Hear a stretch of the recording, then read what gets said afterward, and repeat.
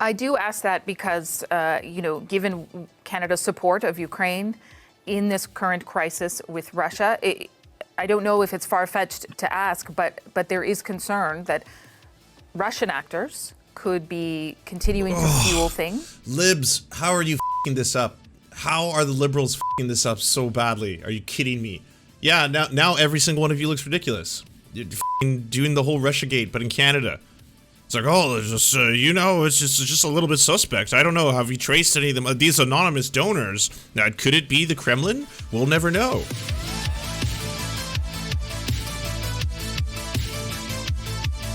All right. A lot of you may have heard of the trucker rally, probably from one of your favorite pundits online, or myself, who ideally is your favorite pundit online. And you've probably heard a lot of mixed things. Some people are saying that it's a group of far-right nationalists. Others are saying that it's just a bunch of concerned Canadians who are trying to achieve freedom.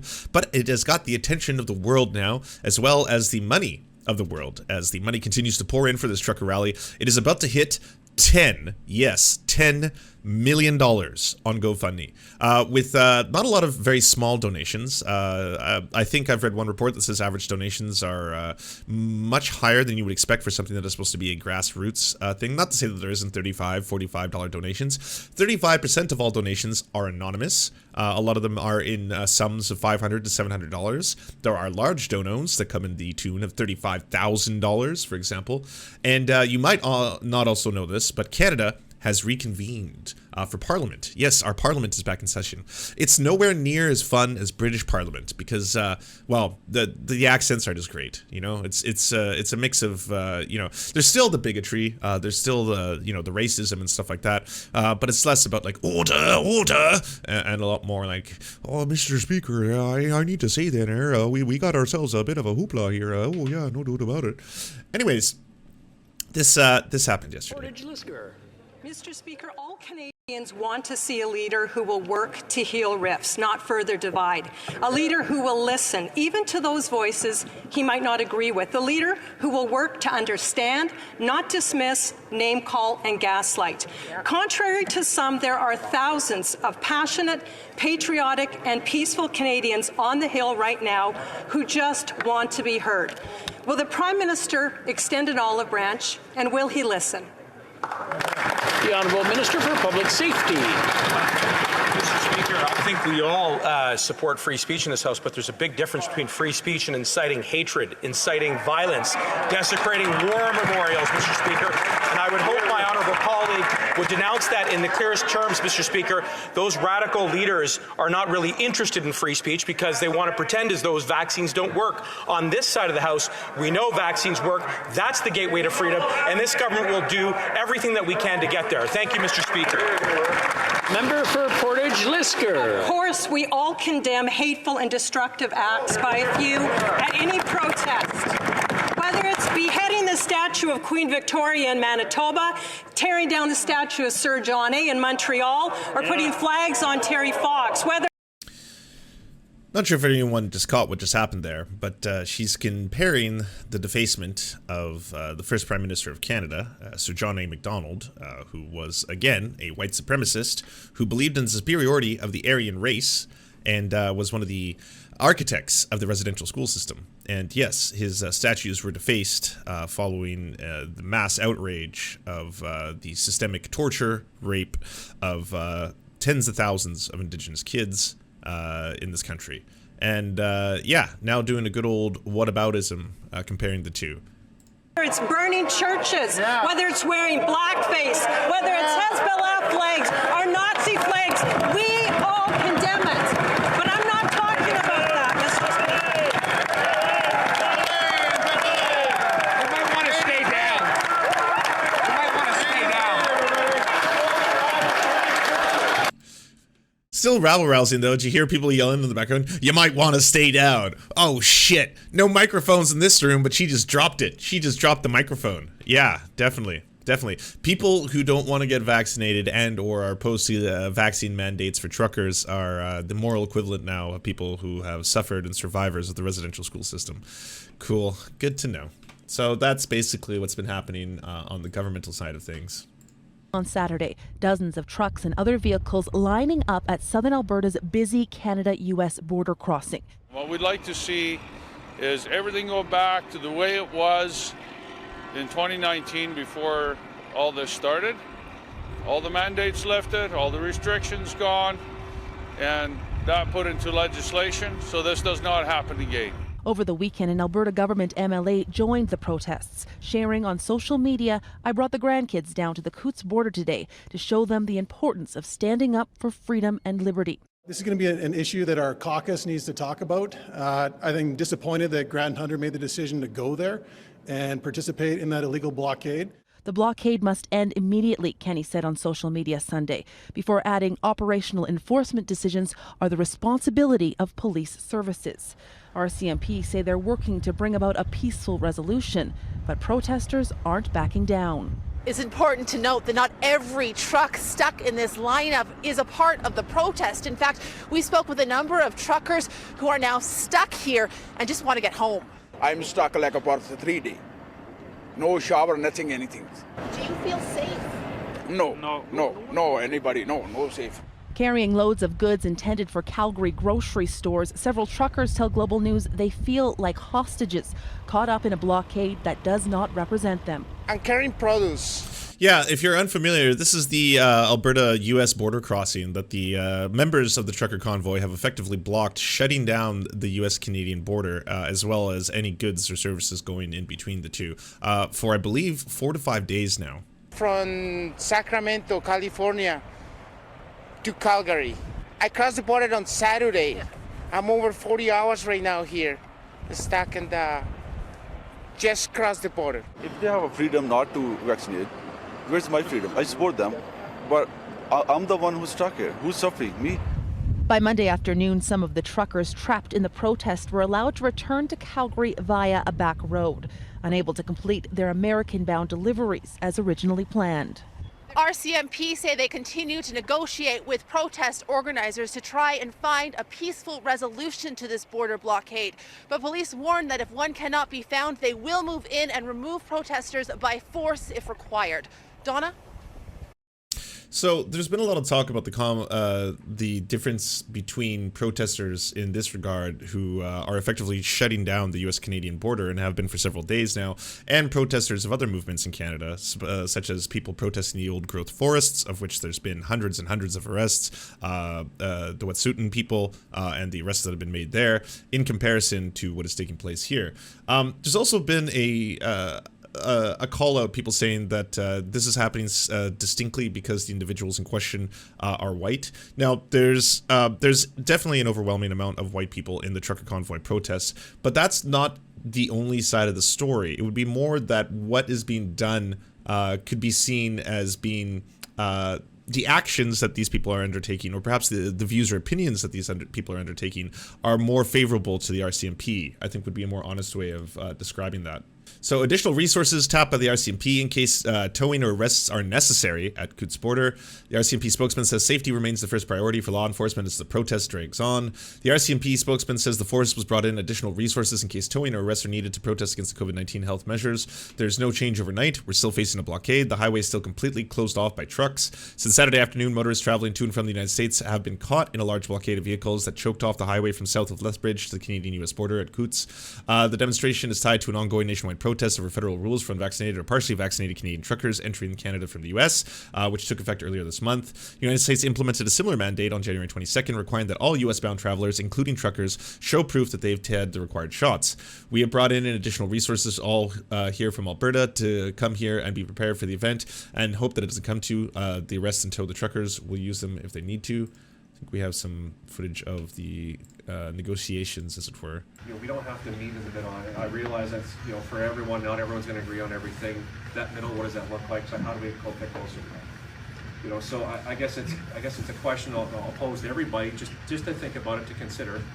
How do we find a way that you can still get your word up, peacefully demonstrate, while we can still maintain flow of commerce, and we want to help that happen.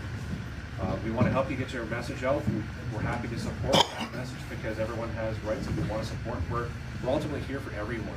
We serve everyone. And there are a lot of interests, right? We have a lot of interest in maintaining flow through the border, but We want to make sure everyone here is heard, and we want to find a way to make that happen. So this is a good statement here. I quite appreciate a reasoned approach by law enforcement to conflict resolution, of which I will agree. What is glaring and gut-wrenching, however, is the tactical and weaponized arrest-first approach when the protesters are not white, what suit and land defenders are subjected to aggression, not reason. Here's a statement by truckers that are caught on the other side of the border right now, looking to get home. There are a group of people, like the Canadian truckers. We are stuck here on the Coos, Montana, Sweetgrass Port of Entry. The thing is that nobody is like even listening to us. Even we have talked to like Canada Border Patrol, even the US Canada Patrol. They told us like don't even like talk to us. You can't even record us. Nobody is like hearing for us.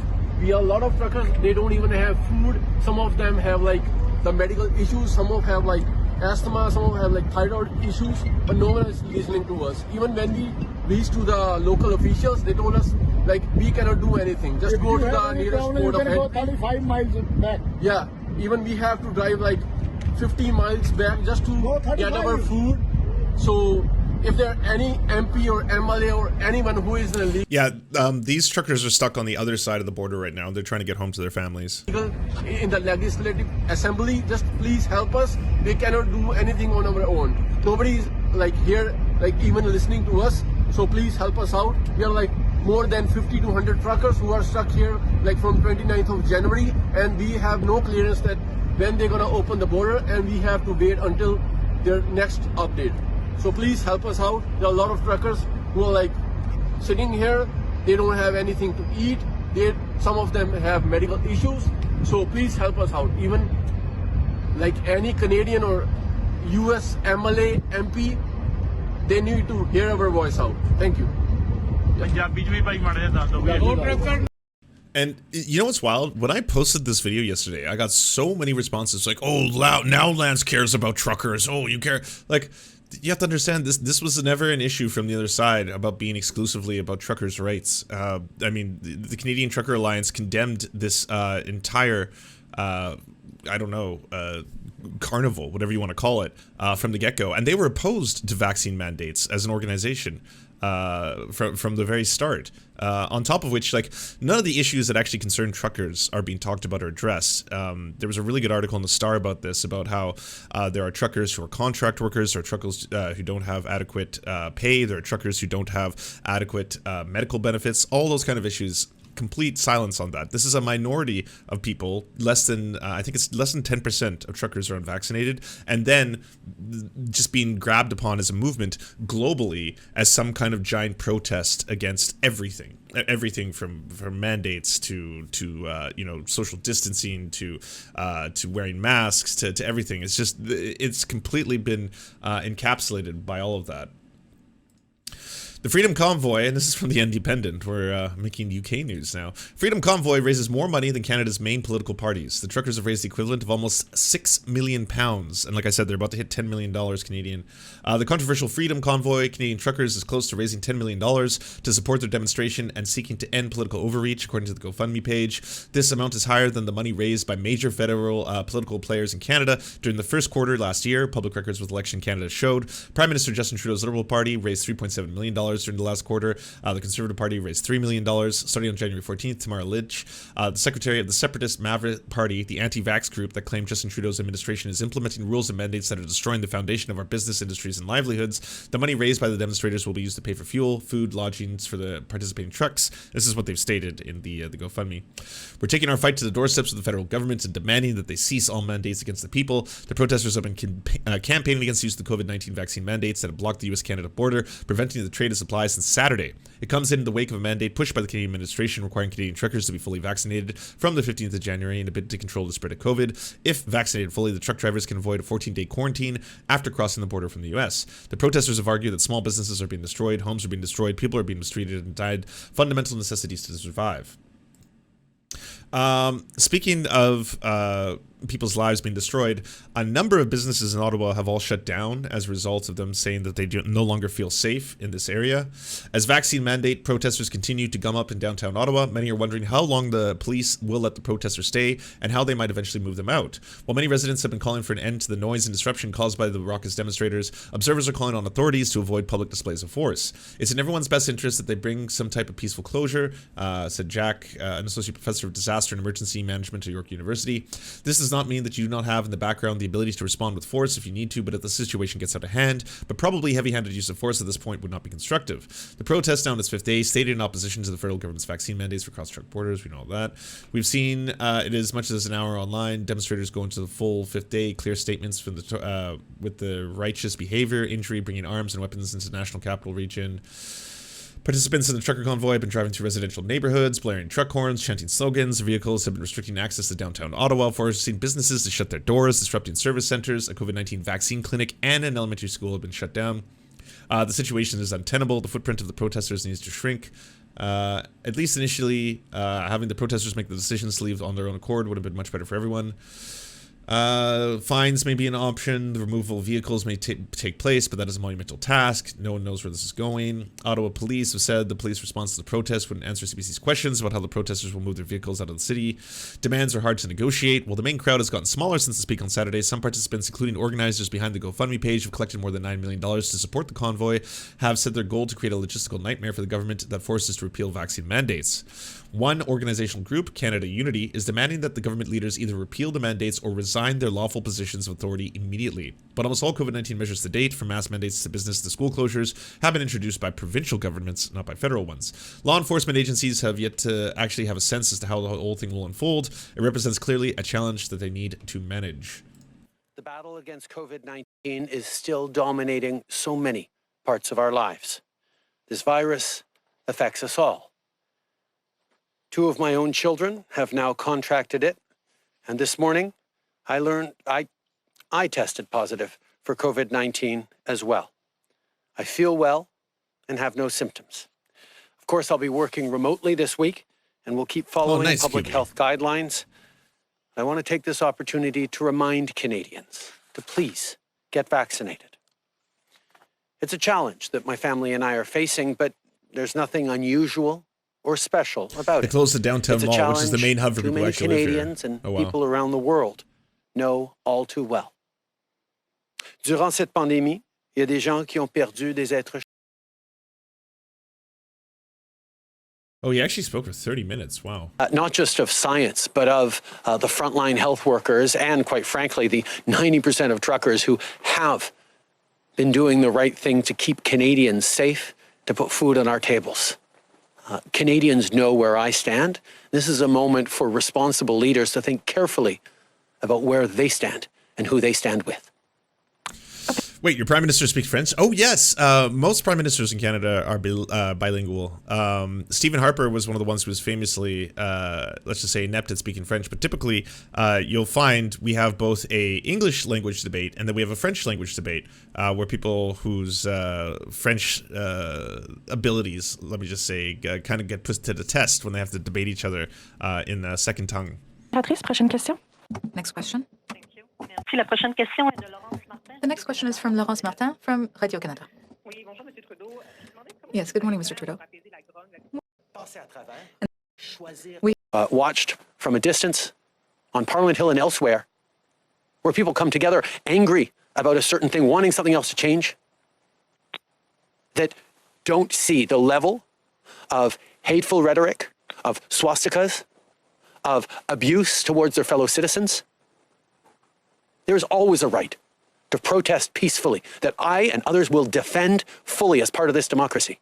There is not a right to incite violence, to perform acts of violence, or to spew hatred. And I think anyone who is part of this group who is disgusted by what the folks protesting alongside are doing needs to step up and take responsibility, condemn these actions, and look for other ways to express their displeasure. Following up. You talk about politicians exploiting people's fears. Who are you talking about, and what impact do you think they're having? I think all politicians need to think very carefully about who they're supporting, about what messages they're putting out. We have seen over the past many, many months conservative politicians sharing disinformation about vaccines, encouraging conspiracy theories. Yeah, you have to be able to speak French if you want to have like a legitimate political career in Canada. And if you want to have a job in government positions in Canada, yeah, for the most part, you have to be bilingual. Where do I think this will end? I'm going to get to that because a lot of it is going to have to do with where the money is going. Which is going to be the next thing. So Trudeau did a 30-minute, I guess, press conference addressing the rally itself today, and then he got a response from Mr. Pat King. Hey guys, all right. Well, some good news, great news, and some more amazing news. So, just want to let you know. Oh, we're a little dirty here. Hang on. How fluent am I in French? I am bilingual. I can speak fluent French. I went to French immersion, which is the public education system in Canada. You can take it in French if you want. So that's what my parents threw me into. A little better. Now we're a little cleaner. Okay, so we need to start establishing some framework here. I've just got situated in a secure location. We're all good to go on my end. We're getting everybody ready to go. So where we can leapfrog out from where we're at. Guys, I can't get over how friggin' amazing this is. The police last night, we've got videos of it. The police were carrying hot food in to the truck drivers. So to the Ottawa Police Services, Durham Police Services, London Police Services, Toronto Police Services, to all the police services that are out to help. I was not expecting that, but I'm not surprised. Thank you so much. You know, you guys did an amazing job last night, and you showed some real good compassion for these guys that are here. Understand, we are exercising our right to a peaceful protest, and we are peaceful. Mr. Fancy Socks, you just went ahead and tried to say that we're some fringe minority group. You're so wrong. This is an absolute nationwide movement and global. So don't for 1 second think that you can treat us like we're some small little minority group. You also said you were out there to support protesters. You were out there to support BLM and movements that were riots, that were aggravated assaults, that were attacks on elderly people, that were all paid by open societies by no other than Mr. Soros. I was like, I bet we're getting to Soros. I felt it. I was like, oh, Soros is coming up. He's got a Soros on the tip of his tongues. Yeah, of course. You took a knee. There it is. But you won't stand with the hardworking people here in Canada. You won't stand with the blue-collar workers that keep this economy running. So you're going to tell me that you'd rather have a paid agitating group like Antifa and BLM that are only in there for a political campaign to support them. But when you see hardworking everyday Canadian citizens who just want to go to work, who just want to make sure that their family's fed and make sure they have a roof over their head, and you're going to sit there and tell us you support this, or you don't support this, you're absolutely, you're an idiot, okay? You're an idiot. So if you're not familiar, by the way, this is Pat King. This is the guy who was on camera doing a live stream where he starts talking about the superiority of the Anglo-Saxon race and how they have the strongest bloodlines, and that's why there's a great replacement being taking place right now. He's also one of the original names that was on the list of the organizers for the current Trucker Freedom Rally. However, they've had to distance themselves from him because, yeah, his takes are just a little too spicy for mainstream media. The people that you need to be behind and backing are these blue-collar workers, are these hardworking Canadians that put food on their table for their families, that provide for everybody, and their taxes are paid. So these people should get some recognition. But no, you want to say you're somewhere else because you don't want to support a fringe group. You're so ridiculously retarded. And for those people out there that are believing CNN and trying to get CBC. Sorry guys, we're just doing some adjusting here. We're just getting a command center all set up. Hang on, you're taking the table. We're just getting a command center set up in the middle of our meal here. Anyways, that's enough I'm gonna say right now. Just know that's right, okay. So Right now, we're just getting established on this, and now we're going to establish link-ups with each truck group. So you got a truck group here, you got a truck group here in between streets. People are delegated to be those liaisons between those guys to get fuel, food, and showers. Ladies and gentlemen, once again, I have 2 showers available. Room address is 4. Okay, I'm not gonna get that information out publicly. And send them all the love that you can. Those guys did phenomenal. Now, Dave of the Serfs sent me this little thread, which is a bit of a listen to tell everyone where this whole thing is headed. So here's an insight. Listening in on the Convoy radio again, so people can, you know, either the online groups, people either, you know, jump in there just to hear what's going on, or they listen to the radios that are being used to communicate between the truckers. It's a work day for me, so the updates will be slow. Mostly just people saying good morning and the usual pleasantries. Someone has broken down in Ottawa. Peace, love, and diesel, everybody. They are concerned that morale is low and the truckers are wanting to go home. Shocker. They've set up Adopt a Trucker so people can feed the truckers. Call me crazy, but I feel like there was a GoFundMe for this very purpose. A lot of people in the convoy are getting stranded with kids and no food. Who are these parents? The trolls are on. The mods sound really demoralized. Lots of arguing. I'm giggling about this karma. Someone asked if anyone has hosed the piss off the tomb of the unknown soldier. Now they're mad at the military. Not sure why. Brittany is back to being a mod. She sounds exhausted. Now they're saying that 1.4 million people were there. No. Not even close. Very Trumpian, though, with those numbers. They seem surprised that people are listening to this and telling people not to share personal information. I guess they're new to the internet. Somebody doesn't know the difference between the Senate and Trudeau. I'm not joking. Morale is not good. Antifa stole my piss jugs. These trolls are life. Local business owner inviting any truckers out there who are looking for food to eat my ass. They did not like that one. Oh no, they're singing. They want to call out the cyber police on the trolls. They're cute. They're singing the Star Spangled Banner lyrics to the Oh Canada melody, and I feel like I'd rather just use slurs at this point. Trudeau is speaking in 10 minutes. I don't know if this is true. Trudeau has COVID. This is confirmed. Thanks to someone for Safe Schools for giving one of the Trudeau kids COVID. Someone posted a link to the press conference. It was porn. The trolls got to click on porn. Some casual ableism making fun of children with speech impediments. These people are lovely. They're singing the Convoy song, and this is all I can think of. They think Amy should have been signed to a record label. Hard to disagree. They're sharing song titles now. A lot of Kid Rock. Someone suggested Rage Against a Machine without a hint of irony. Seriously, they never actually listened to the lyrics for most of these songs. They just heard the word free and latched on. Why did they do this? Oh, and they're excited to hear what Alex Jones has to say about the whole event. Yep, there it is. Trudeau's going live at 11:15 a.m. Sweetie, it's 11:22. Someone, Meemaw, just joined. Very confused. The kids want to chime in. Guys, it's Monday. The kids are in school. Let's hear those kids. Complete silence. Don't fly drones over restricted airspace. Why does this need to be said? They're listening to Trudeau speak. They're mad at what he's saying. Rants about him lying. He's not. Someone said that this is the Hunger Games. Dear reader, I don't think he's read those books. Now there's crying. Now they're singing again. I really hate the singing. Someone said it's time to double down on this government. I don't know what that means. They're going to do a slow roll. Translation, please. They sound galvanized. Someone from Chicago is saying the U.S. government has set up camps for them. I'm going to need to fact check that.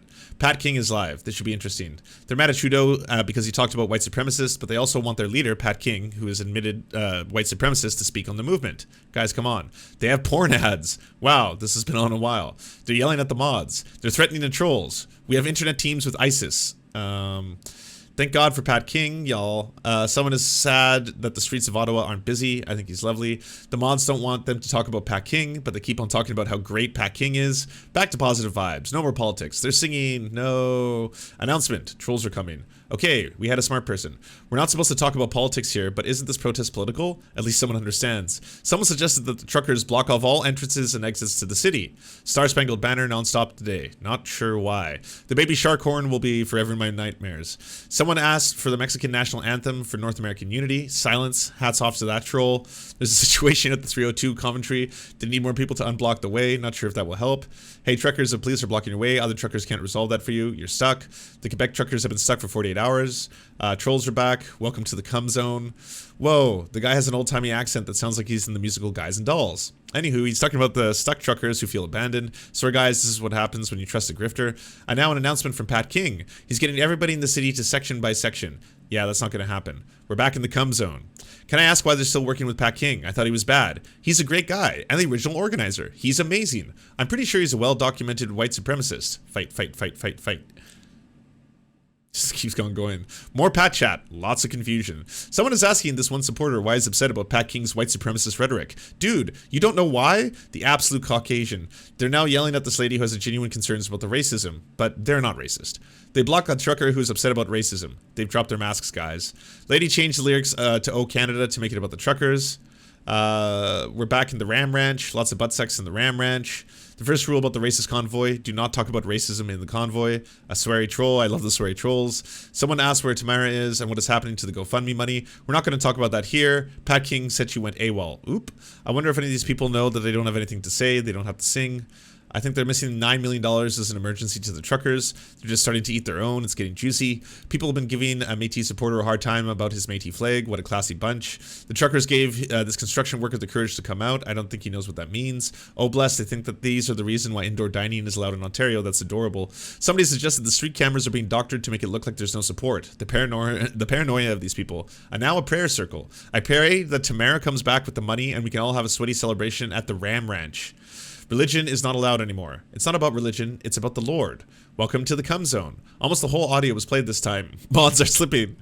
Now they're talking about a convoy to Toronto. Shit. Remember, for every time a troll that comes, they have to listen to us. We're trolling them. Oh, Cherry, you have no idea. Welcome to the Cum Zone again. Fresh balls. The Dementors are picking up trucks. Quick PSA. Fuck TERFs. Cowboy showers at the Ram Ranch. The lady is complaining that she can't hug her family without asking them about vaccination status. Lady doesn't understand boundaries. Lots of anti-vax talk. I thought this wasn't about vaccines. Oh, apparently we've never had freedom. Did you guys know this? Dude, I want to tell a story about my grandpa who's a trucker. The last thing he said to me was Ram Ranch. This has been a troll-heavy hour. They found the subreddit and they're coming from. These sweet summer children think they can shut down the Reddit. Are you serious? Oh no, too many trolls. Can we shut down our own Reddit? We're back in the Cum Zone, guys. This one troll is driving the mods bananas. More questions about Tamara and the money is. They don't like this question. I'm going to talk about Tamara, by the way. Tamara is one of the creators of the GoFundMe for the truckers, and apparently is AWOL right now after the $1 million got released, and is also one of the key organizers of Wexit, which is the movement in Canada to basically separate Alberta and Western Canada and have them join the US. One of them tried to do math. It went exactly as you'd expect. Person 1, are we associated with Pat King? He's turning me off. Person 2, Pat King has more integrity than Justin Trudeau. Person 3, Pat King gave me gonorrhea. Person 4, we do not talk about Pat King. Amazing. They're loud the fiend about causing trauma. They have made some of the trolls moderators. The trolls are the best. They have... Oh my god, it's so many people who don't know how to internet. This one woman joined the movement because she was in an emergency room. There was enough staff to help someone having a stroke. She was almost close to getting it.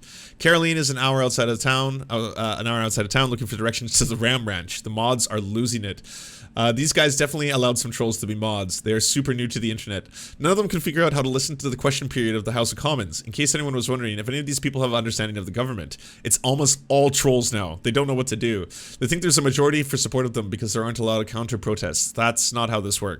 They've talked about this poll. They think it means that they should stay. Be ashamed if y'all voted in it. Poll results. They think that using Facebook will stop the trolls. Not quite sure how. Dear reader, I'm about to tell you something that may shock you. These people don't know that VPNs are a thing. Someone just said that the trolls were going to hell. Sir, we're already here. New troll song. There's no cock like horse cock. Someone just said Pat King for Prime Minister. And someone suggested the PPC. I think they have slept through the election where the PPC didn't win a single seat. Someone just said they need to figure out how they will fill the void when Trudeau steps down. You guys, I'm starting to think these people don't understand government. We now have Gandhi quotes. These truckers are running out of gas again, can't figure out how to get it. They are going to mute or ban anyone who talks about politics. Did they forget that's what we're doing? There's a baby shark horn. I was just about to say that it seemed the trolls were backing off, and then another welcome to the Cum Zone. Someone just asked how the truckers are in Ottawa. What's the plan? Well, my dear, that's the $9 million question. Someone needs a mechanic. A troll said that he's a mechanic at the Ram Ranch. Someone's auntie thinks it's a real place and is adamant because someone in chat said they stayed there last night. I almost feel bad for her. Almost. Freedom lovers want to report the trolls to the police. Seriously, someone said that. More chatter about whether or not the Ram Ranch is a real place or not. They can't shake the Cum Zone troll. This is so off the rails. They're trying to find a broken down trucker on Bank Street. Methinks it might have been a troll. Y'all, they just figured out that women know how to troll. I have no words. Wait, some of these trolls are femoids? What's happening? One of the guys who's been on here all day says, don't these trolls have jobs? Don't you? Dude, tell the trolls they're just wasting a nice guy's time. Yeah, that's the point. You trolls are just wasting nice people's time. I have learned a new word, chucklefuck. I love it. One dude said he's looking for a place to stay tonight. He's been here since Friday. Remember what I said about their ability to plan? I found common ground with one of these truckers. He's over all the singing. They're talking about the white supremacy again. Lots of denial, but they all love Pat King. Looks like the kids are done for school for the day. A lot of them chiming in. Someone suggested the blocking the roads in downtown Ottawa. Please don't do that. Emergency services still need to get through. Man from Quebec is getting impatient. He wants to know how long until they win. Oh, honey. They're saying that it's the residents of Ottawa who are tired of this. Own fault for living there. Someone encouraged people to keep donating to the GoFundMe. Probably not a good idea. They're now saying that they're there until they flatten the curve. I'm confused. Very confused. One woman just said she's not afraid to get violent. Oopsie. Mennonites are apparently on their way on horseback. Interesting. Apparently people were pulling the tails off the police horses. What? Whoa, one of these guys said that there was truth to Justin Trudeau's words. Every once in a while someone gets a brain. They don't want to use WhatsApp because it's owned by Facebook, but all of their organizing has been done on Facebook. One dude wants to set up a memorial for people who were hurt by the mandates. No mention about a memorial for the people who died of COVID. Priorities. We've got cream pies from the Ram Ranch. These truckers are now regaling us about their day on the road. Riveting stuff. We're learning about Mennonites now. It's a strange tangent. One man is being asked to bring his children around to the Mennonites. They're talking about the weather, kind of boring. They have their butt in their arse. Okay, I'm trying to figure out the logistics of this. According to the Convoy radio, Rebel News has been flying drones around Parliament. You know, like a crime. I'm a bit of a sticker for grammar, so the sentence structuring I'm hearing. Someone thinks that the trolls have something to do with the Liberal government. They know nothing about Gen Z. You guys remember the Convoy has influenced the UK government? That sounds true. There's a lineup for Cox at the Ram Ranch. Sounds serious. They're singing again. I never thought I'd get this annoyed by a national anthem. Somebody took pictures of freedom. I want to see those. This prayer mentions the enemy. Guys, are we the enemy? An Indigenous man asked that we not pray. In response, they're going to continue praying, but they won't say which God they're praying to. I don't think they get it. They're arguing about praying. The Christians are offended about mods trying to keep the chat non-religious. Poor oppressed Christians. One of them just started praying. Sheesh. Taking a wee break.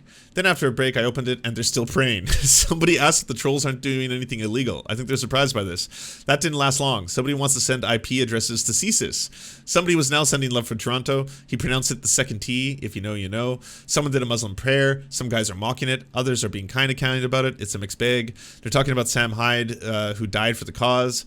You guys, this didn't happen. Sam Hyde is a comedian. They're saying they hate wearing masks because they don't like smelling their own breath. That's a self-burn there. One guy was wondering if there were any concessions from the government. Oh, muffin. More bad singing, more veiled threats against the Prime Minister, followed by kids talking. I'm not sure if it's the best parenting strategy to have your kids hearing this. Truckers are crying over a poem now. Some Islamophobia from a troll, not cool. How are they paying for all of these mechanics when they all have a GoFundMe? Is the money MIA? Oh God, it's just Travis doing this out of pocket. He's been running out of funds. He seems like a nice guy, but he's been taken for a ride. So Travis is fixing everyone's trucks and doesn't have a place to stay. No one is offering to help him. These people are swell. Oh dear, they're crying. Dude used all his money to get to Ottawa and his car is dead and he has nothing left. He sounds very rough. Someone is asking why they haven't gotten the GoFundMe money. Tamara screwed these guys. It's really sad how so many people have fallen for the grift of the past few years. We need to have a long, hard look about how this happens and how to stop it. On a completely serious note, all the jokes aside, this one is pretty accurate. All is quiet. I think they've shut it down. Back up a very sweet sounding woman trying to explain statistics. Someone responded by yelling, enough with the propaganda. Yes, math is propaganda. Now it's conspiracy hour. Now polio didn't exist. What? Now Fox E wants to call Joe Rogan. There was a free for all arguing with trolls. Boston is teaching people about VPNs. They spent a lot of time talking about trolls, but they keep saying the trolls have not gotten to them. There's a party going on downtown. Did I mention that it's peaceful? Anyways, this I think could go on. I could probably do this for like the next hour, but that probably brings me to a good time to talk about the GoFundMe. So this is the Freedom Convoy, currently at $9.7 million, and the team fundraiser, Tamara Lich. Tamara Lich is one of the founders of the Maverick Party. The Maverick Party, formerly known as the Wexit Canada, is Canada's federal political is a Canadian federal political party. It advocates for constitutional changes to benefit or the independence of Western Canada, which includes British Columbia, Alberta, Saskatchewan, Manitoba, and 3 territories. The party has its roots in Alberta's separatism. The party planned to run candidates across the aforementioned provinces and 3 territories in the 2021 federal election, but it did not run candidates in ridings where there was a strong possibility of electing a Liberal or New Democratic candidate. The party has been led by a former Conservative Party House leader, Jay Hill, since the resignation of the party's first leader, Peter Downing. Hill came out of retirement to act as an interim leader with the Maverick Party until the election of a new leader. Hill said he wants the party to serve a purpose in Western Canada to what the Bloc Québécois has done for Quebec. It's also associated with a lot of far-right organizations in this country as well. Okay, so this person did a pretty good breakdown of the whole thing. I'm a little frustrated. I'm reading about this fucking convoy to Ottawa, and Global News isn't reporting about it right at all. Here they say Trudeau says it's a fringe minority, they hold unacceptable views that don't represent the way most Canadians feel. He made the comments in a press conference Wednesday evening on the heels of Global News reports that far-right and white nationalist groups see the convoy as an opportunity. See the convoy as an opportunity. It was organized by far-right and white nationalist group. This is the official GoFundMe. I don't know how the fuck they raised $6.5 million now. They just cashed out $1 million an hour ago, by the way. Organized by Tamara Lich, okay? Who's that? Well, she's the secretary of the Maverick Party. What the fuck's the Maverick Party? Ever heard of Wexit? Western Exit? The Alberta Separatist movement? Literally seceding from Canada, like the opposite of patriotism? That thing started by far-right conspiracy theorists convinced that the current policy of immigration seeks to depopulate the white Anglo-Saxon race? Founded by this guy right here, Pat King, who is literally a listed fucking organizer of the convoy. This is not people taking advantage of the convoy. This is racists organizing the convoy. White nationalist racists. Not taking advantage of, organizing it. Look at this. Convoy 2022 support literally asking for donations to Pat King's personal fucking bank account. Why, when people are talking about this, are they saying it's like maybe somehow possibly connected to or being taken advantage of by the alt-right? It's literally organized by the alt-right. The money is going to Tamara Lich, who again is the secretary of the Wexit Party. This is stupid. So Pat King has now announced that apparently Tamara Lich is MIA. That was one of his latest announcements. I don't know how true that is. I mean, Pat King, again, is a alt-right white nationalist. But this kind of goes into that whole grifto side thing. $1 million was released by GoFundMe. GoFundMe is still holding the rest of the funds, trying to discern what exactly is happening, who are the organizers, what are their demands, what will the money be used for. But if Tamara Lich is MIA and that $1 million that has been released is not being distributed to all these truckers who are now stuck, many of whose trucks now need repairs, as you can tell from the discussions that are going on in the background, the whole thing might be alt-righters grifting alt-righters. I mean, there's not confirmation of that yet, but it's definitely not looking good on that side of things. Large number of donations to support the convoy came from aliases and unnamed donors. At least a third of the donations to the GoFundMe campaign set up to support the convoy of trucks headed to Ottawa to protest vaccine mandates came from anonymous sources or were attributed to fake names. While thousands of Canadians and Canadian businesses have dipped into their pockets to fund the cause, thousands of other donors to the campaign are simply listed as anonymous. As of 6:30 Thursday, of the top 10 donations, all over $10,000 were listed as anonymous, including the single largest donation of $25,000. It's now the single largest is $35,000. While the campaign is fundraising for Canadian political protests, some donations appear to have come from outside of Canada. Based on comments left by the donors of the GoFundMe, some donations were made using the names of other people. Amongst them, the most common donor name on the GoFundMe is Justin Trudeau, Sophie Trudeau, and Theresa Tam, the name of Canada's Chief Public Health Officer. On Thursday afternoon, $25,000 donation was listed coming from Sophie Grégoire. It disappeared minutes later. Officials in the Prime Minister's office and Tam's office confirmed that neither the Trudeaus nor Tam donated any money. Other listed donors identified themselves as Fidel Castro, Justin Trudeau's dad, Justin Trudeau's conscience, Dump Trudeau, or used a number of other phrases laden with obscenities. Some aliases were less obvious. A $15,000 donation Wednesday afternoon was put under the name of David Fisman at the top of the GoFundMe list. Dr. David Fisman is a professor of epidemiology at Toronto's Dalla Lana School of Public Health and said his family name is rare because it was a result of a spelling error made when his family immigrated. Given that, however, whoever did this also wrote, "Follow me on Twitter" in the comments, and have a fairly well-known by Canadian standards verified Twitter account with over 110,000 followers that seems to be much detested and disparaged by opponents of the vaccines and public health measures, I think it's reasonable to assume that this was intended to be seen as a donation that I had made, said Fisman. Donations to the Convoy have been growing rapidly. When this article was published, they were at 6.4 million, but yeah, now they're at 9. There's a lot of money coming from abroad. A number of donors identified themselves in the comments as living abroad in countries such as the United States, Australia, England, or Poland. It's not possible to know how many people from outside Canada donated to the fundraising page. GoFundMe says donors misrepresenting themselves is a violation of the terms of service, and it removes and refunds those donations. However, it has not yet responded to questions about what, if anything, it has done regarding the donations to the Freedom Convoy's page using invented names or the names of other people. Alexander Reed Ross, a Portland, Oregon-based senior fellow at the Center for Analysis of the Radical Right, says GoFundMe has often been used to raise money for political causes, although the protest convoy has raised more money than most. GoFundMe has been used for political actors all across the spectrum. It has been used by right-wingers to support people who are going to jail, to pay for their bail, to pay for lawyer fees, and things like that. Conspiracy theorists. You have a lot of conspiracy theorists who think that if they float their name out there on a GoFundMe campaign, that they will be added to a government watch list. You also have a lot of people who think that they aren't comfortable with putting their name out there on the internet. There's a variety of reasons why someone would want to donate anonymously. It wouldn't be surprising at all that their number one objective is to destabilize a political climate that enables liberal democracy, so they will empower whatever political tendency might mitigate against liberal democracy for whatever reason. NDP Charlie Angus said the GoFundMe is a valuable tool to help raise money for good cause, but he's troubled by people donating money anonymously to political causes. I'm sorry, if you're putting big money into a cause like this, and big money being like $10,000+, and it's political, and you're calling for an overthrow of the medical standards that we have in place, I don't think you get to hide behind anonymity. I think we're going to watch what happens and to see if lessons need to be learned from this entire process. Soft police approach to Ottawa and the anti-vax protest reveals pure racism, say the critics. The mild-mannered police response to the weekend blockade of downtown Ottawa by thousands of protesters opposed to pandemic restrictions reveal a racist double standard in how law enforcement agencies treat civil disobedience, some observers say. Had indigenous activists been making the same threats, broke the same laws, and engaged in the same level of disruption, they'd probably be met with heavy-handed crackdown, says Mi'kmaq lawyer and Professor Pam Palmwater told IPTN News. I have no doubt that this is pure racism involved. Are people allowed to threaten the life of the Prime Minister? I'm wondering about that because I guarantee you that if an indigenous person or a black person said that, they'd now be sitting in jail. Yesterday, I showed the super racist mocking of indigenous songs where they were just singing Yabba Dabba Doo over and over. It turns out one of the drums that was used in that circle has been stolen, and people are trying to get it back. I retweeted it on my Twitter account if you want to try and find that. Ladies and gentlemen, I'm down here with a police officer in Ottawa. How are you doing today? Doing great. How's it been down here? Nothing but good. People are super good. The truckers have been having a good time. They've been getting their point across. And you know what? It's a beautiful city that we're in, and they can't ignore all of this, right? Absolutely. No, thank you very much.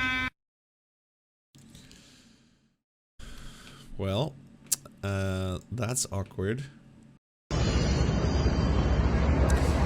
Well, that didn't go as planned. Truckers break through the RCMP roadblocks at the Coutts AB border crossing.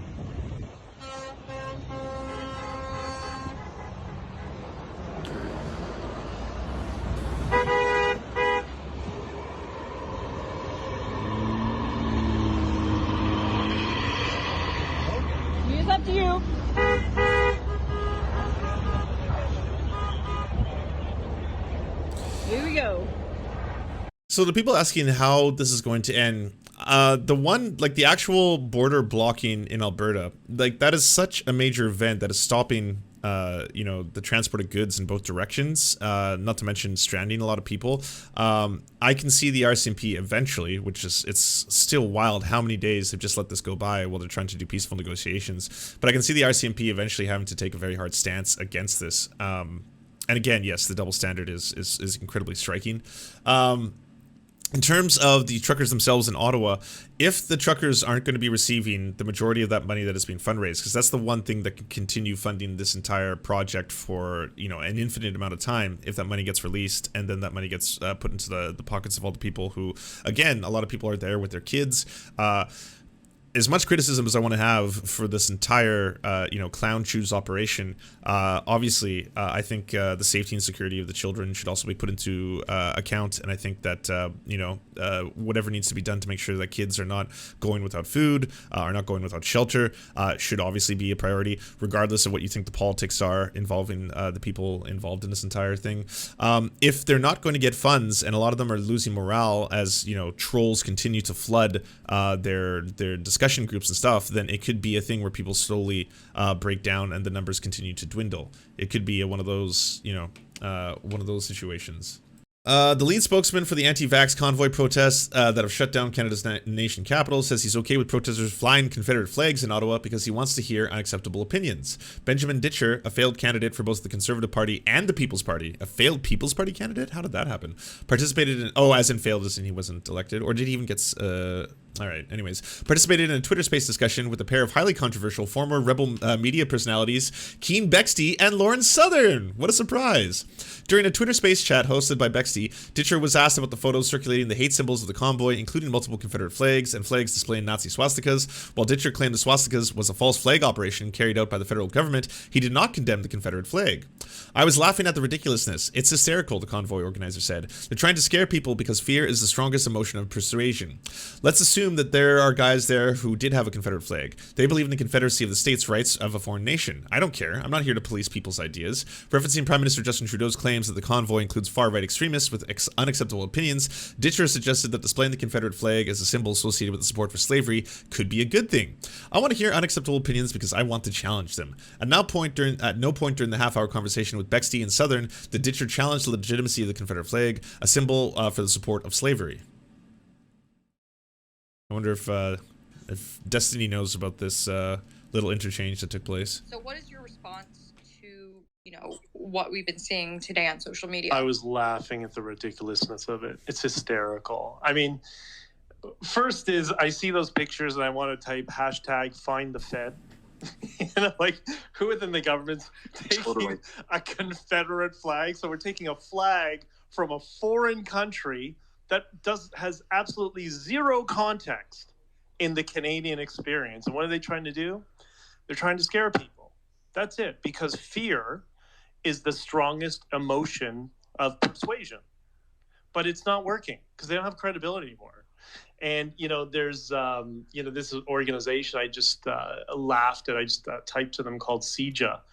And I explained that, you know, my community, my religious community. They've been flying MAGA flags, they've been flying swastikas, they've been flying like the rising sun, all that kind of stuff. But I guess because it doesn't have correct historical context, it doesn't matter. The leaders, if you will, who are all this particular organization, the guy's up Trudeau's ass because he wants to be a senator. So what's he doing? They're just pushing propaganda to scare people. And it's laughable. It's ridiculous. Whatever. Who cares? And you know what? Let's assume there were people here who do have a Confederate flag. They believe in the Confederacy of states' rights in a foreign nation. I don't care. I'm not here to police people's ideas. Whether they have good ideas, bad ideas, stupid ideas, that is what is on the horizon, is this golden age where we're all going to start to talk to each other. And we may have opinions we disagree with. And the biggest mistake Justin Trudeau ever did was he branded unacceptable opinions. That's perfect, because I want to hear unacceptable opinions because I want to challenge them. And that's what we're going to be moving to in the future. So Ottawa Mayor Jim Watson, who has faced criticism over the city's response after drunken protesters desecrated the War Memorial and were allowed to camp out on city streets, criticized organizers for failing to control their own supporters.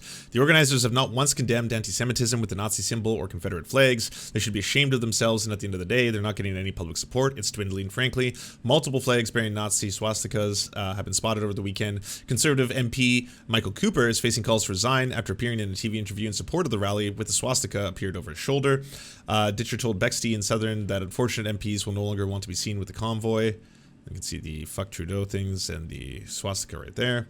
The weasels got to work and they're all cowards, the convoy organizer said. A big scary truck, they can't be around that. Ditcher also indicated that the convoy's anti-vaccine protesters are preparing plans to occupy downtown Ottawa for many days. I imagine they're going to try and do something to get us to disperse, Ditcher continued, and if they do, that's okay because we have plan A, plan B, plan C, plan D. This will go on for a while.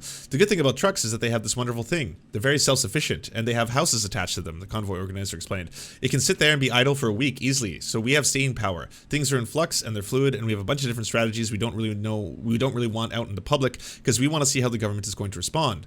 Local officials as well have faced criticism for being too accommodating to the convoy protesters, a number of whom have been spotted flying Nazi swastika flags, Confederate flags, a flag associated with a 3% terrorist group, and other hate symbols. On Monday, Ottawa Mayor Jim Watson, for example, warned against ticketing the convoy protesters because he thinks it could incite them into violence. The Canadian Anti-Hate Network note that Ditcher, during the failed run as a candidate for the People's Party Canada, claimed at a press conference that Islamic entryism is rotting away our society like syphilis.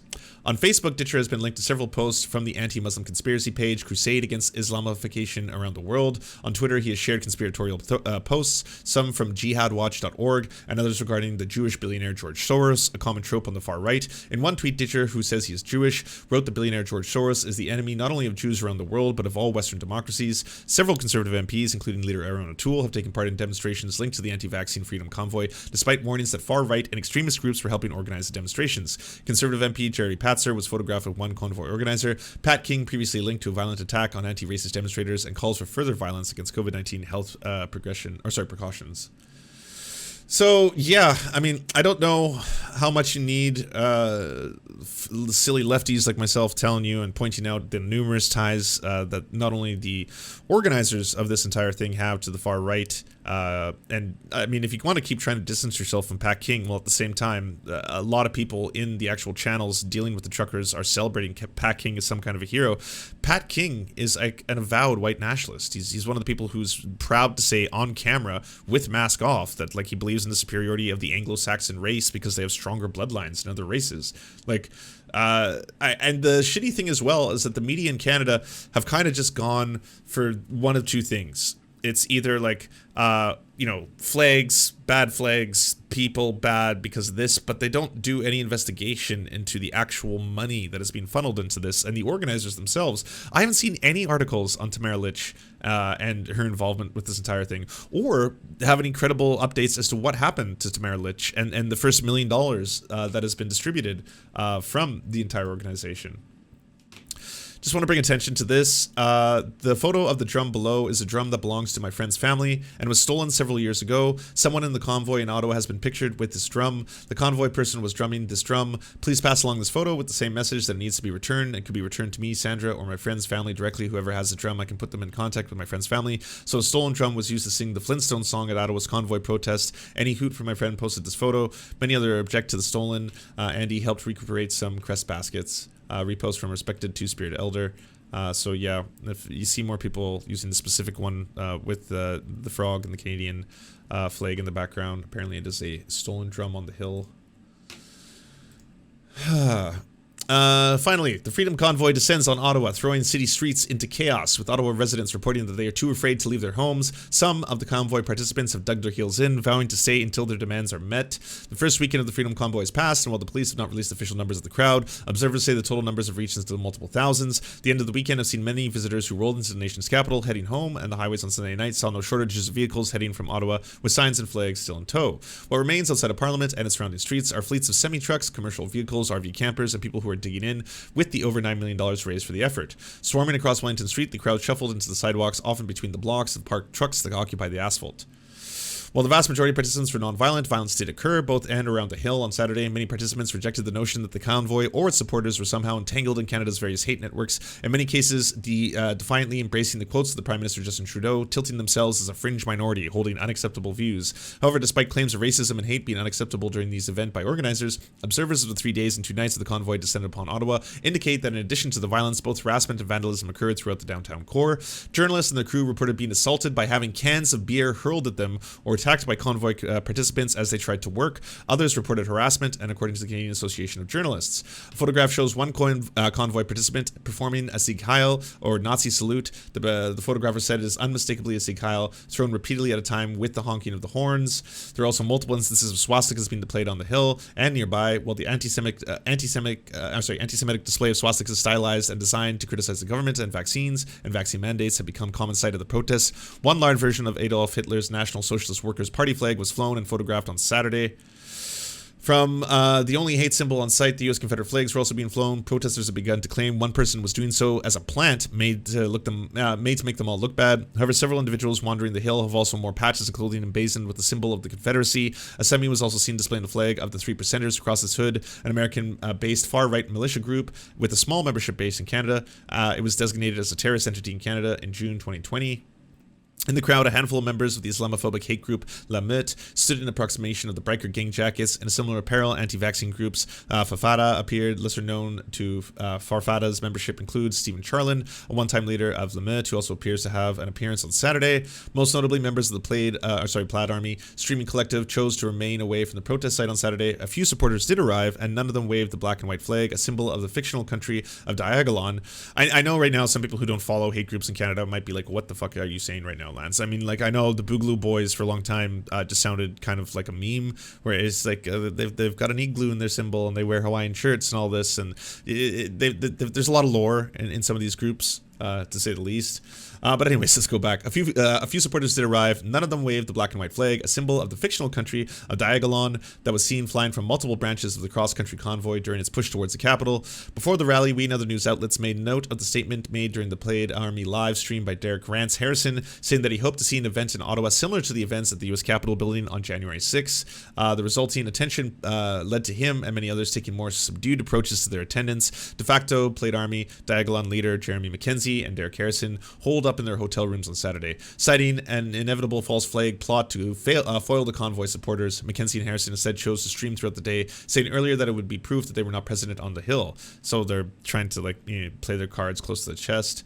Amongst those there, however, was Canada First host and white nationalist Tyler Russell, flanked by supporters, including one waving the signature CF flag on his network. He was joined by friend and Plaid Army supporter Dan Slino, as well as Shane Marshall. Marshall is the former writing manager for the recently failed election People Party of Canada candidate Chelsea Hillier, and is currently facing charges for allegedly throwing a handful of gravel at Justin Trudeau. Oh, that's who that is.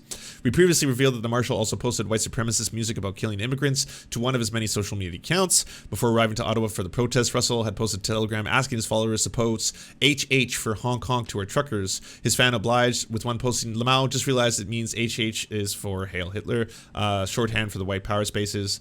Significant strain placed on local businesses. At the first night of the convoy, Ottawa remained snarled by the traffic above the Parliament down to the center town of the neighborhood. Much of the group's supporters and truckers alike spent that time partying late into the night. Despite the large amounts of funds raised, it appears food was not available to all those involved. Businesses in the surrounding area did not close ahead of the protests and were swarmed with customers, many reported refusing to wear masks. According to the Shepherds of Good Hope, a local soup kitchen and shelter, convoy participants who were turned away from the restaurant after refusing to wear a mask arrived at the shelter demanding to be fed by the facility staff. Our staff and volunteers experienced harassment from the convoy protesters seeking meals from our soup kitchen. The individuals were given meals to defuse the conflict.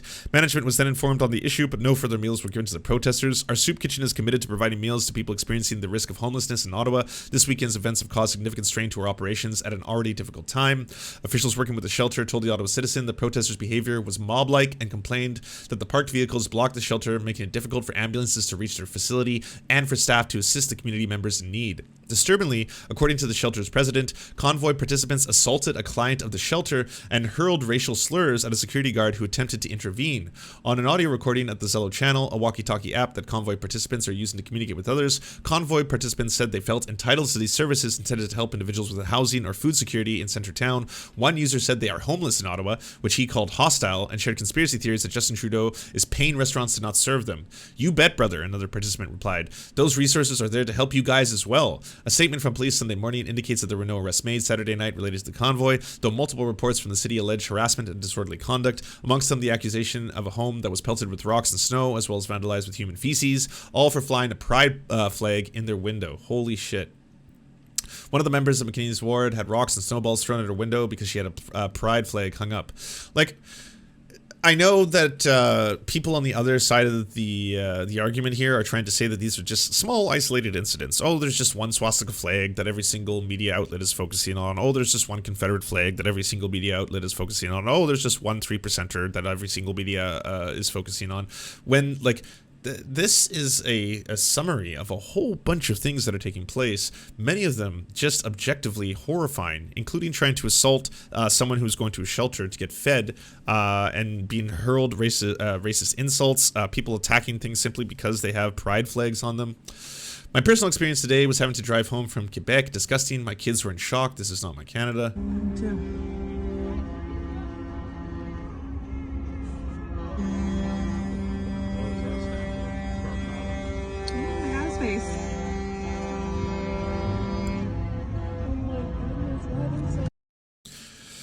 The Reduce Center, a major shopping center near the protest site and subject of an organized maskless shopping trip, will remain closed for the third day. On Saturday, a flood of convoy participants descended on the downtown building, demanding to be served, forcing its closure. Road blockages have led to the city's public transportation provider to issue warnings to passengers to expect delays, while several vaccination clinics, including one at Ottawa University, have closed as a result of the event. OC Transport cancelled all services to the downtown area effectively. Ottawa City Councillor Catherine McKinney told her Twitter followers that they received hundreds of complaints from residents who are tired and frightened of what they're experiencing in their neighborhoods. According to the operations commander from the Ottawa Paramedic Service, an ambulance was pelted with rocks. Paramedic checking the damage was called racial slurs by the convoy participants. Ottawa paramedics have since requested a police escort, citing safety concerns. More public ire was raised when pictures surfaced of a monument dedicated to the commemoration of Terry Fox was showed draped in protest flags and made to hold an inverted Canadian flag, a sign of distress. Protesters have since cleaned the statue, with some online reports including blame directed at Antifa for all this. Of course, this is all Antifa. Both PPC leader Maxime Bernier, an Ontario member of provincial parliament and leader of the de facto Ontario arm of the PPC, Randy Hillier, spoke on Saturday. They actually went there and spoke, choosing to stand on a small platform closer to the parliament rather than building the flatbed truck that would serve as a stage for Saturday and Sunday. Hillier has been a leading member of the No More Lockdown since early in the pandemic, historically a strike organizer since his early political career. COVID-19 has seen him thrown in with the Plaid Army, and more specifically with Jeremy Mackenzie, a former combat veteran and the most popular live streamer from the collective. Both Mackenzie and Derek Harrison quietly attended the protest site on Sunday, choosing to avoid having this already well-publicized presence to become a distraction the day before. Mackenzie instead appeared as a guest on the Alex Jones InfoWars, of course. Photos show Maxime Bernier visiting a pair of the hotel room over the course of the weekend. Bernier has repeatedly associated with the Diagolon Plaid Army streamers, who have recently shifted from sharing online threats and anti-Semitic content to focusing on the creation of a localized in-person meetup group for their supporters. Mackenzie specifically has not spoken about the inevitability of a race war and domestic conflict, but has previously claimed that it is already occurring in the United States. Christopher James Pitchford, host of A Warrior Calls, also appeared on the stage on Sunday. So a lot of the keynote speakers happen to be members of very far-right extreme radical organizations in Canada. So, like, again, if you're trying to distance yourself from this entire thing, if you're trying to be like, well, these are just isolated incidents, these are just a few bad apples, but the vast majority of them, they're just truckers and family men and family women, and it's just a bunch of good old boys heading down to Ottawa just to protest mandates. They're not anti-vaccine, they're anti-mandates, okay? That's what this is all about. When the people who are speaking on stage happen to have direct associations with far-right organizations in this country. A proponent of an extremely convoluted pseudo-legal philosophy that falls within the sovereign citizen movement, he denies this association. Pritchard's speech included familiar assertions that the legal system does not apply to individuals due to his nonsensical but confident interpretation of the law. His speech on the Hill, however, comes shortly after he made multiple anti-Semitic statements about global Jewish conspiracies online. This includes mention that Hitler was destroying the Jesuit central bankers and warning that Jewish Satanists are controlling global financial systems. Again, this is the fucking speaker at one of these events.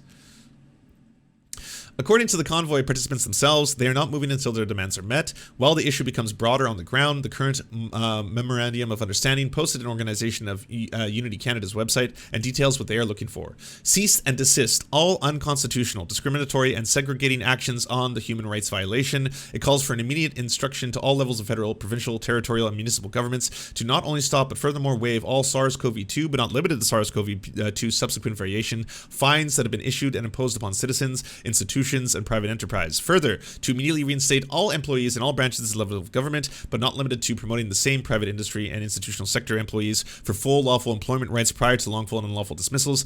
Lastly, it instructs all levels of government and private sector to let the illegal use of vaccine passports to cease and desist immediately.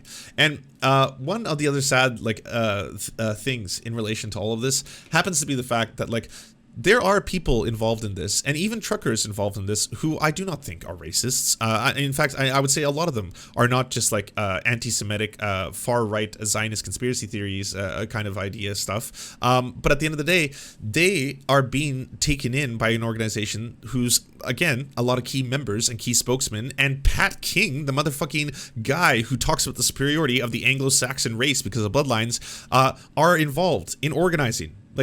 It doesn't matter if it's grown to a point now where it encompasses a lot of people who might not believe those things. If some of the key organizers and some of the people, one of the people who was involved in starting the GoFundMe is a member of the Wexit movement. Again, a far-right organization in Canada.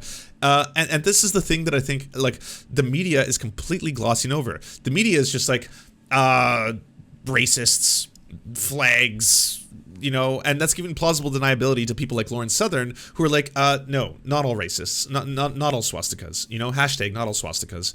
They're not all bad people. They're not all far-right extremists, okay? There are just a bunch of regular Canadians who are tired of all these draconian measures, and they want the lockdowns to end. That's what we're looking for, Our early reporting found that not only did the multi-million-dollar fundraising organizer Tamara Lynch have a hand in previous extremely similar pre-COVID convoy, she was an organizer and self-identified yellow vest who has made Islamophobic statements and posts to social media. This lines up closely with the statements of the man who added to the GoFundMe the week before the convoy arrived in Ottawa, Benjamin B.J. Ditcher, a former Conservative candidate who defected to the PPC. The Conservative Party of Canada is suffering from the stench of cultural relativism and political Islam. It is suffering from the stench of extremism in the same way third world countries suffer from extremist groups, separatist groups, community, communist guerrilla factions, paramilitaries, organized crime, and more. In the same speech, he also noted that his belief is that Islamic entryism is rotting away our society like syphilis. So just absolutely stunning. So in the midst of all this, if you didn't know, Aaron O'Toole, the leader of the Conservative Party of Canada, has kind of thrown all his chips into this. He's done a conservative political ad where he's talking about truckers and how they are the backbone of the Canadian economy and that they are necessary for our supply lines, and that Justin Trudeau hates truckers and all this kind of stuff, and didn't really do a lot of research into this organization and is now suffering a little bit because of it. But he's also facing a revolt, and his own party is now trying to oust him, which is what I was going to play. Leader Aaron O'Toole facing a revolt from within his own caucus and an upcoming vote that could determine his political fate. Nearly a third of Conservative MPs have signed a letter calling for a leadership review.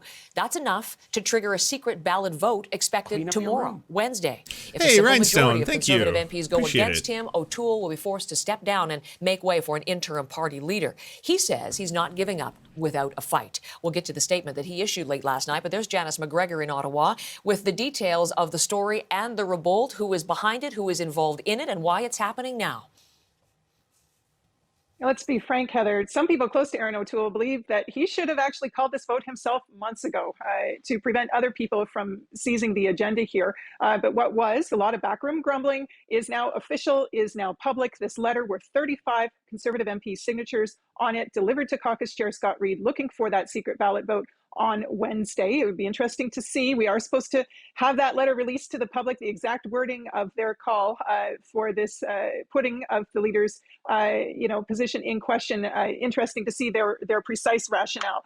Of course, they had a very difficult caucus meeting last week, going over the post-mortem from their election loss last fall. In the aftermath of that, it did become apparent that there had been a push underway, I understand, for weeks to gather these signatures. And after the Globe and Mail first went with the story last night, you could kind of see on Twitter some pretty calculated statements. The first one out there from Calgary MP Bob Benson. Now, why is he interesting? Well, he had supported Erin O'Toole in past leadership races, but now he was sharing a laundry list, really, of things he felt had gone wrong, instances of what he portrayed as flip-flops and questionable judgment. He said it was time to now start looking at the leader critically based on his performance and saying, Lance, in your opinion, is the Conservative Party as full as fascist as the Republican Party is? There are certainly MPs who have let's just say some very far-right beliefs. I would say as a whole, the Conservative Party is closer to a centrist party than the PPC is in Canada. O'Toole tried to govern from the center, which is why a lot of people said the whole thing was a disaster. He made the critical mistake of believing in global warming and then trying to make that a part of the Conservative Party platform, saying that conservatives also believe in global warming. And that resulted in a lot of people being really, really upset at him. The party has given O'Toole more than enough chances to have a course correction here. And then later in the evening, after O'Toole's office, began suggesting that Garnet Genuis, who is an Edmonton area MP, was actually the organizer of this push. Yeah, even JJ. Genuis took to Twitter to deny that he was, but to admit that he is one of the 35 signatories. And he said that this group, shouldn't be portrayed as just a single issue faction of social conservatives or people with an axe to grind. They do represent. But do I think the Conservative Party is going to go further right now? Absolutely, I do. I think that'll be the next wave. I think they realized with Erin O'Toole that governing or trying to govern from the center, basically being like almost trying to be the equivalent of Trudeau's Liberals, just wasn't working for them. He said a broad section of opinion in the party, and he called on O'Toole to realize that his position is untenable. But is it really?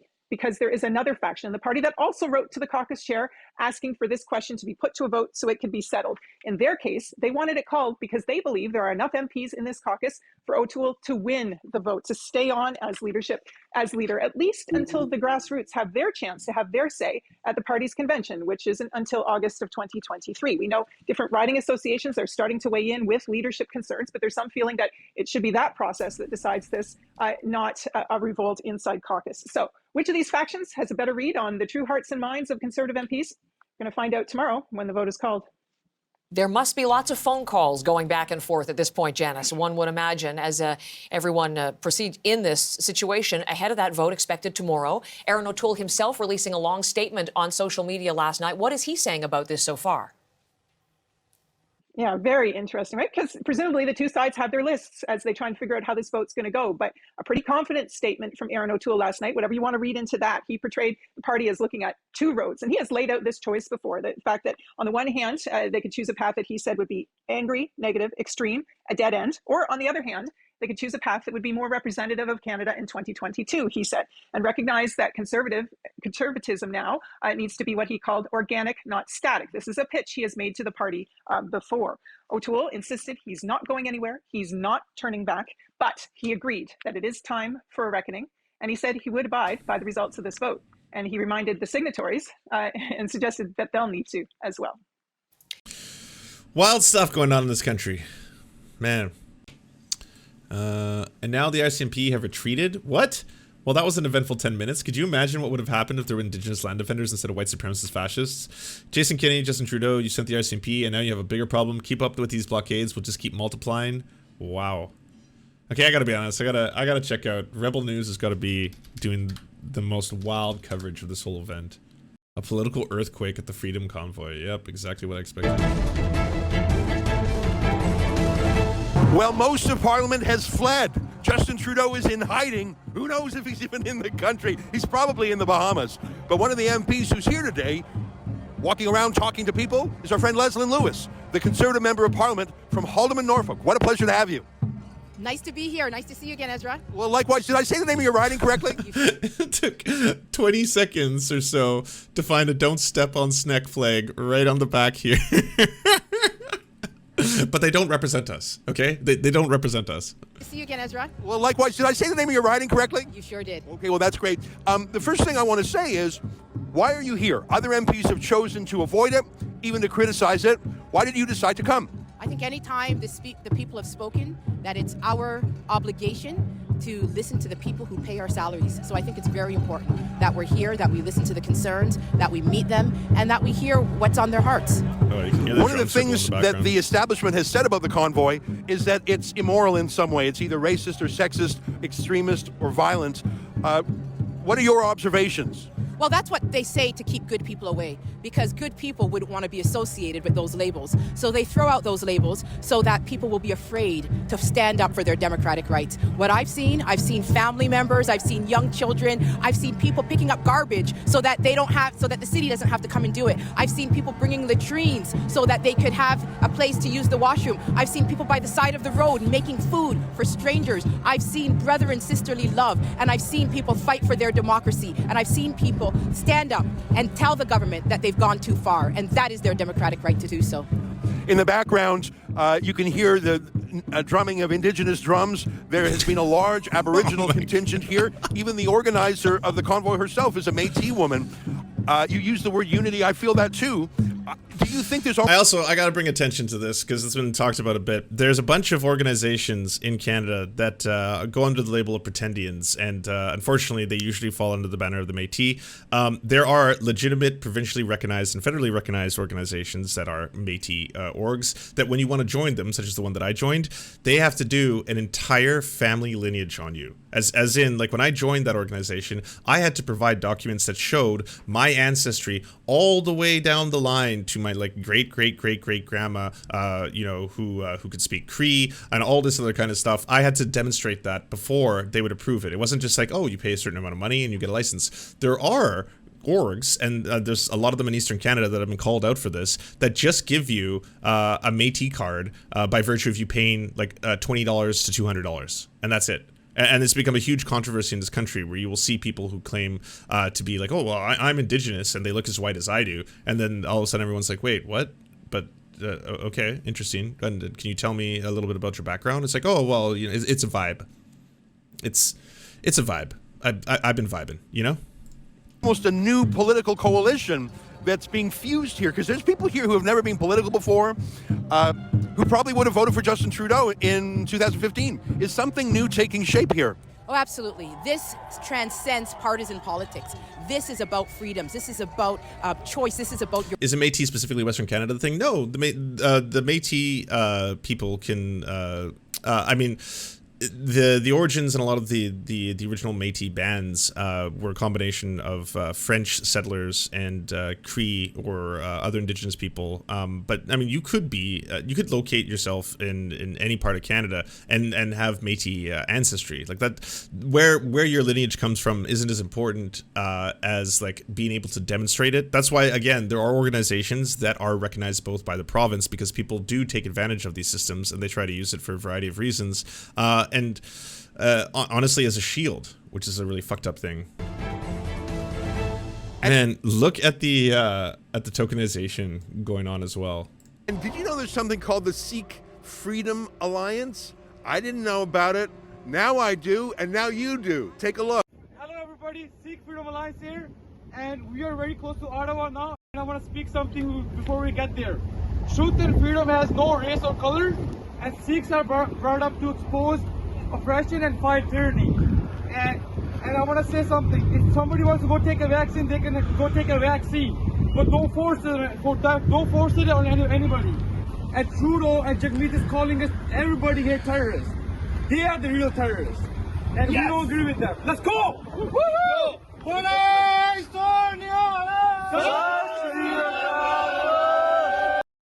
White supremacist thing.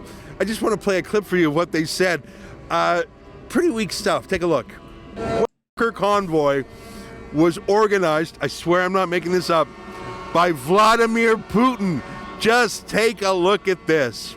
I do ask that because, given Canada's support of Ukraine in this current crisis with Russia, I don't know if it's far-fetched to ask, but there is concern that Russian actors could be continuing to fuel things. Libs, how are you fucking this up? How are the Liberals fucking this up so badly? Are you kidding me? Yeah, now every single one of you looks ridiculous. You're fucking doing the whole Russiagate, but in Canada. It's like, oh, it's just, you know, it's just a little bit suspect. I don't know. Have you traced any of them? These anonymous donors. Could it be the Kremlin? We'll never know. As this protest grows, but perhaps even instigating it from the outset. Oh, fucking liberals. Like, this is what pissed me off so much about Justin Trudeau. I was like, this whole thing is a freebie politically for you. You have, like, a group that is representing less than 10% of truckers. There's a whole bunch of hate groups associated with this, far-right extremist groups associated with this, including organizers, including funding agents. It would be very, very easy for you to take the right side of this entire thing and come forward and just condemn certain aspects of it. And instead, Justin Trudeau came out and was like, we condemn extremism on the far left and on the far right. And then you see stuff like this where they're like, well, it seems to me a little bit suspect. Could the Kremlin be involved? Are there Russian agents infiltrating Canada in some way or another? Well, again, I'm going to defer to our partners in the public safety, the trained officials and experts in that area.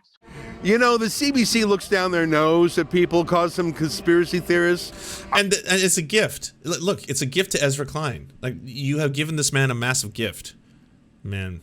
By the way, did any of you see the phone call I made to Ezra Klein where I pretended I was from Fox News and I told him that there was a new Fox News show that was going to be with him and Meghan McCain, and would he be interested in becoming a host? And he was all giddy about it. And then I was like, yeah, it's about getting rid of safe spaces. We want to eliminate all safe spaces. So we're thinking about calling it something like space stalking. Would you be involved or interested in space stalking?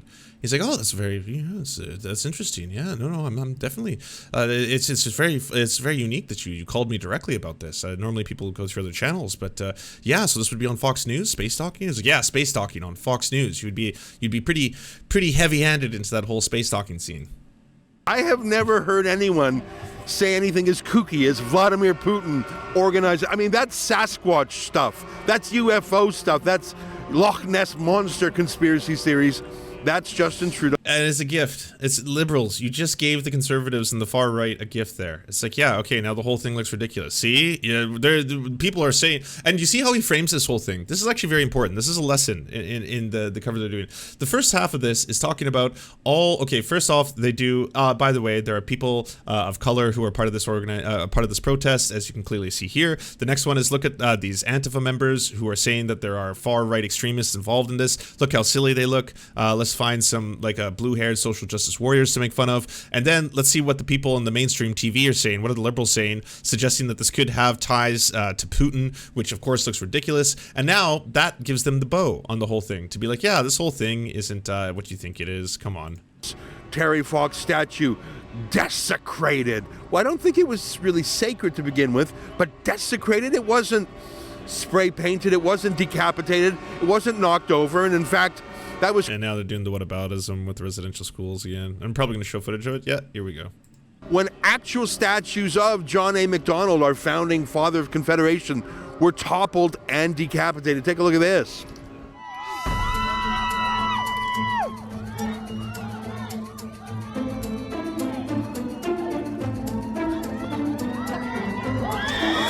Hey, what's up? With the most amount of disrespect intended, thank you. How come your side doesn't get off your asses and get out there with the workers, or whining about how conservative media personalities all the leftists now? Trust me, I'm definitely on the complaint side that, like, you know, there has to be a lot more direct action. On that, I would directly agree with you. And disrespect accepted.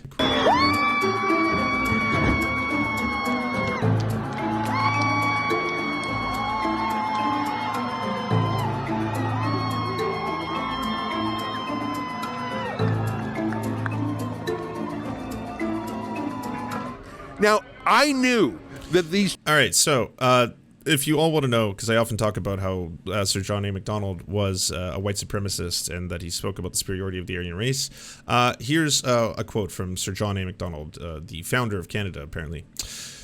He said, if the Chinese came in great numbers and settled on the Pacific coast, they might control the vote of the whole province, and they would send Chinese representatives to sit here, who would represent Chinese eccentricities, Chinese immorality, Asiatic principles, altogether the opposite of our wishes, and in the balance of the parties, they might enforce those Asiatic principles, those immoralities, these eccentricities, which are abhorrent to the Aryan race and Aryan principles on this house. The Aryan races will not wholesomely amalgamate with the Africans or the Asiatics.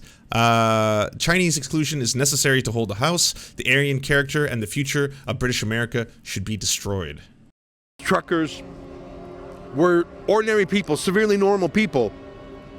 And I'm a Jew who's lived in Canada for 49 years, and I have to tell you, I've been to 9 provinces and 2 territories, and I have never seen a Nazi flag, a Nazi incident in my life. 49 years I've been crisscrossing Canada.